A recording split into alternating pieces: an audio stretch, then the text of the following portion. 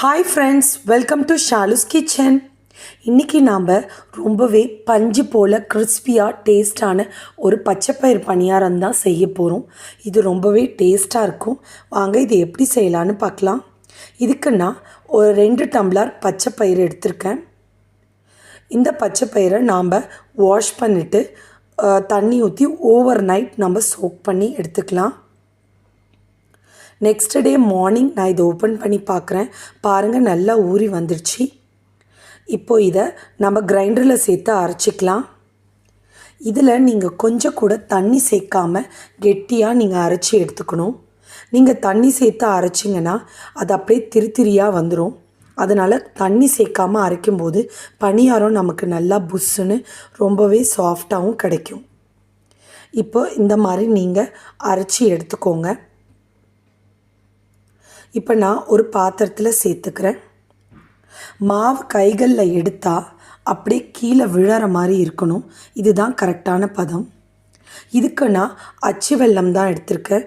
நீங்கள் எந்த மாதிரி வெல்லம் இருந்தாலும் எடுத்துக்கோங்க. இது நல்ல கலர் கொடுக்கும். நீங்கள் கலர் கொடுக்குற மாதிரி ஒரு வெல்லம் எடுத்துக்கோங்க.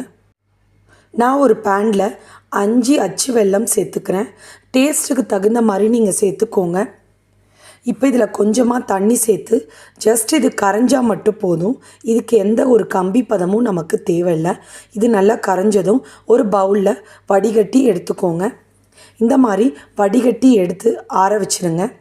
இப்போது இந்த அரைச்சி வச்சுருந்த மாவில் கொஞ்சம் கொஞ்சமாக சேர்த்து நம்ம கரண்டியால் மிக்ஸ் பண்ணிக்கலாம்.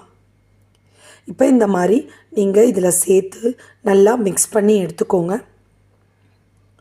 இது முழுமையாக மிக்ஸ் ஆகணும். அதனால் நல்லா கலக்கிட்டே இருந்தீங்கன்னா வெல்லம் நல்லா அடியில் போய் நல்லா ஈவனாக மிக்ஸ் ஆகி நமக்கு கிடச்சிரும். பாருங்கள், இந்த மாதிரி தான் இருக்கணும். இப்போ இதில் கொஞ்சமாக உப்பு சேர்த்துக்கிறேன். எதுக்காகன்னு பார்த்தீங்கன்னா இந்த வெல்லத்தோடைய இனிப்பை நமக்கு எடுத்து கொடுக்கும். இதில் கொஞ்சமாக ஏலக்காய் தூள் சேர்த்துக்கோங்க. ஏலக்காயோடைய விதைகளை மட்டும் நல்லா தட்டி இதில் சேர்த்துக்கோங்க. இப்போது நான் 2.5 டீஸ்பூன் அரிசி மாவு சேர்த்துக்கிறேன். எதுக்காகன்னு பார்த்தீங்கன்னா நமக்கு பணியாரம் உள்ள சாஃப்டாகவும் மேலே கிறிஸ்பியாகவும் கிடைக்கிறதுக்கு, மேலே அந்த கிறிஸ்பினஸ்க்காக மட்டுமே நம்ம அரிசி மாவு சேர்க்குறோம். இப்போ இதை நல்லாவே மிக்ஸ் பண்ணி நம்ம எடுத்துக்கலாம். இப்போ இதை மிக்ஸ் ஆகிடுச்சு. ஒரு பணியாரக்கல் வச்சுக்கோங்க. இதில் கொஞ்சமாக நெய் சேர்த்துக்கலாம். கொஞ்சம் ஹெல்த்தியாக பண்ணுறதால நான் நெய் சேர்த்துக்கிறேன். வேணும்னா நீங்கள் நல்லெண்ணெய் கூட சேர்த்துக்கலாம். ரொம்ப டேஸ்ட்டாக இருக்கும். இப்போது ஒரு டீஸ்பூன்லேயோ குழிக்கரண்டிலேயோ நீங்கள் மாவு எடுத்து ஒவ்வொரு குழியிலையும் நீங்கள் ஃபில் பண்ணிக்கோங்க.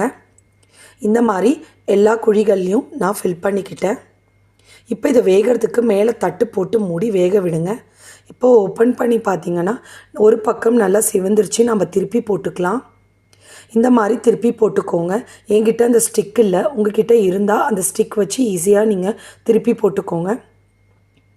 பாருங்கள், எந்த அளவுக்கு நல்லா கலர்ஃபுல்லாக கிறிஸ்பியாக நமக்கு ஒரு பக்கம் வெந்திருக்கு. இன்னொரு சைடும் நல்லாவே வெந்து நமக்கு வரணும். பாருங்கள், முழுமையாக வெந்துடுச்சு. இப்போது நாம் இதை ஒரு பிளேட்டில் எடுத்துக்கலாம். நான் எல்லா பணியாரத்தையும் சுட்டு எடுத்துக்கிட்டேன். பாருங்கள், எந்த அளவுக்கு கலர்ஃபுல்லாக ரொம்ப கிறிஸ்பியாக இருக்குது.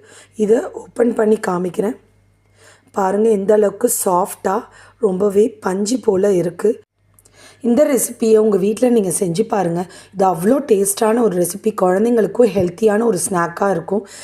இந்த ரெசிபி உங்களுக்கு பிடிச்சிருந்தா லைக் பண்ணுங்கள், ஷேர் பண்ணுங்கள், சப்ஸ்கிரைப் பண்ணுங்கள். தேங்க்ஸ் ஃபார் வாட்சிங்.